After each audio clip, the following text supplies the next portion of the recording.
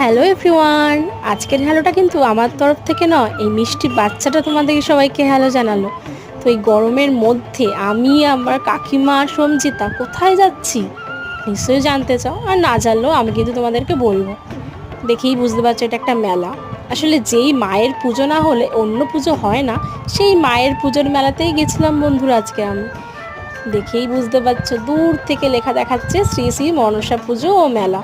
হ্যাঁ, আজকে মনসা মায়ের মেলাতেই গেছিলাম। চলো তোমাদেরকে সামনে থেকে মায়ের মুখটা দেখানো যাক। খুবই মিষ্টি মায়ের মুখটা। প্রতি বছর মানে এটা আমাদের বহু বছর ধরে চলে আসছে এই মেলা, এই মায়ের পুজো। তো ঠাকুরকে নমস্কার করে যথারীতি খাবারের দোকানেই আমরা প্রথম গেছিলাম। আর মেলা মানেই তো খাওয়ার জিনিস কেনা, এগুলোই ফুচকা, জিলেপি, পাঁপড়, বাদাম আরও অনেক কিছু খেয়েছিলাম। আর দেখতেই পাচ্ছ মাটির কত সুন্দর সুন্দর জিনিস এসেছিলো এখানে, ঠাকুর থেকে শুরু করে বিভিন্ন রকমের শোপিস, কানের দুল, কিছু